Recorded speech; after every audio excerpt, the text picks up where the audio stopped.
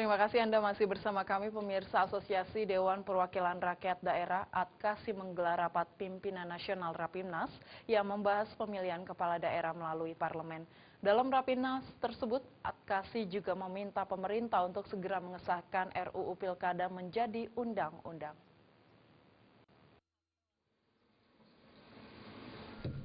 Puluhan ketua Dewan Perwakilan Rakyat Daerah seluruh Indonesia Kamis siang menghadiri rapat pimpinan nasional yang diselenggarakan oleh Asosiasi Dewan Perwakilan Rakyat Daerah Indonesia atau ADKASI. Dalam rapat yang berlangsung dalam 2 hari ini, para ketua DPRD akan membahas terkait pemilihan kepala daerah pilkada, di mana pilkada yang berlangsung saat ini dipilih secara langsung, yang nanti oleh DPRD, pemilihan kepala daerah diminta dipilih oleh parlemen. Menurut Ketua ADKASI, Salehudin, ADKASI mendukung pengesahan RUU Pilkada dan berharap agar nantinya mekanisme pemilihan diserahkan ke DPRD, tidak secara langsung seperti sekarang ini.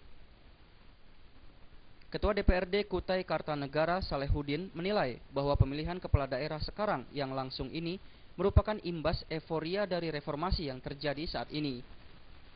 Lebih lanjut, menurut Salehudin, bahwa imbas pemilihan secara langsung menelan dana yang besar, di mana dana tersebut seharusnya bisa digunakan untuk pembangunan. Saya lebih melihat titik besarnya adalah pembangunan. Imbas politik dengan imbas uang kita, penyelenggaraan pilkada, itu luar biasa. 15 triliun hanya kita habiskan untuk penyelenggaraan pilkada kepala daerah Bupati. Itu data KPU. Itu belum terjadi lagi kalau sampai 2 putaran. Nah, sementara pemilihan langsung oleh rakyat ini hanya pada imbas reformasi yang kemarin euforianya yang luar biasa, tanpa melihat satu persatu case per case. Bukan kita tidak menghargai reformasi pada waktu itu, tapi tidak melihat satu persatu, tidak melalui survei yang apakah ini perlu dirubah atau tidak. Semuanya kemarin dalam keadaan emosional. Rapimnas ADKASI juga dihadiri oleh DPR RI, pemerintah, dan Ketua ADKASI. Dalam Rapimnas ini juga dilaksanakan deklarasi bersama antara ADKASI dan APKASI untuk pemilu 2014 yang damai dan berkualitas. Dari Jakarta, Hamjati dan Rifan Alfidian melaporkan.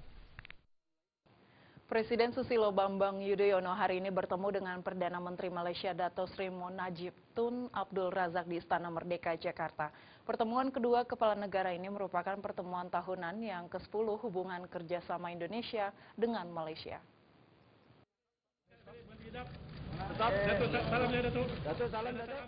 Presiden Susilo Bambang Yudhoyono Kamis pagi menerima kunjungan kehormatan Perdana Menteri Malaysia Dato Sri Muhammad Najib Tun Abdul Razak di Istana Merdeka, Jakarta. Setibanya di Istana Merdeka, Perdana Menteri Malaysia dan Presiden Susilo Bambang Yudhoyono langsung menggelar pertemuan. Pertemuan kedua kepala negara ini merupakan pertemuan tahunan yang ke-10 hubungan kerjasama Indonesia dengan Malaysia. Ada beberapa agenda yang dibahas dalam pertemuan tersebut, diantaranya membahas upaya peningkatan kerjasama di bidang perdagangan, membahas masalah tenaga kerja Indonesia, membahas perbatasan yang kerap menuai polemik, dan tak lupa isu soal penyadapan juga ikut dibahas dalam pertemuan ini. Untuk isu penyadapan, Presiden SBY mengatakan Indonesia dan Malaysia sepakat mengajak negara ASEAN lainnya menolak aksi penyadapan. Tentang penyadapan atau pengintipan spying, kami bersepakat untuk mengajak negara ASEAN untuk bersatu dalam menolak spying ini. Saya kira mutual trust, mutual respect itu sangat penting dalam hubungan internasional. Oleh karena itu saya senang Bapak Perdana Menteri juga mendukung inisiatif yang akan saya sampaikan nanti dalam pertemuan puncak ASEAN, agar ada kesepakatan intra-ASEAN bagaimana kita menolak kegiatan spying ini. Tentunya antara negara lain terhadap negara ASEAN dan sesama negara ASEAN sendiri. Hubungan bilateral Indonesia dan Malaysia terbilang kuat dan solid. Nilai perdagangan bilateral RI Malaysia tahun 2008 hingga 2012 mengalami kecenderungan positif dengan kenaikan rata-rata 14,92%. Total perdagangan tahun 2012 mencapai 23,5 miliar US dollar atau naik sebesar 2,12 juta dolar Amerika Serikat dari tahun 2011. Dari Jakarta, Wayan Agus dan Ketut Sumadiase melaporkan.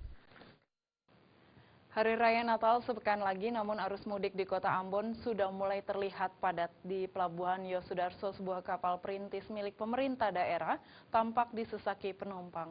Bahkan penumpang harus tidur di bagian atap kapal dan sangat berbahaya bagi keselamatan.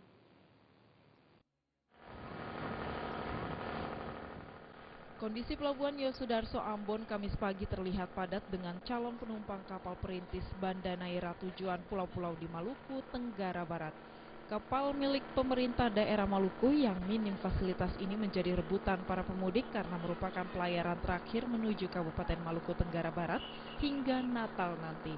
Para penumpang harus berebutan naik ke atas kapal dengan cara memanjat badan kapal agar mendapat kapling tempat tidur di atas kapal. Sementara kondisi di dalam kapal sangat memprihatinkan, kapal tidak dilengkapi fasilitas tempat tidur sehingga para penumpang harus berdesakan tidur di lantai bersama barang bawaannya. Akibat banyaknya penumpang yang ingin mudik, para penumpang bahkan nekat tidur di bagian atap kapal tanpa ada pagar. Beberapa anak kecil dan ibunya juga terlihat harus tidur di dek bagian luar. Kondisi ini tentu sangat berbahaya bagi keselamatan penumpang. Hingga kini pihak administrator Pelabuhan Ambon belum mengizinkan kapal berlayar dengan alasan kelebihan kapasitas muatan. Rencananya akan dilakukan sweeping penumpang tanpa tiket, baru kapal diberangkatkan malam nanti. Dari Ambon, Maluku, Haryatno melaporkan. Jam beranjak dulu pemirsa, di segmen terakhir kami masih memiliki sejumlah informasi, tetaplah bersama kami.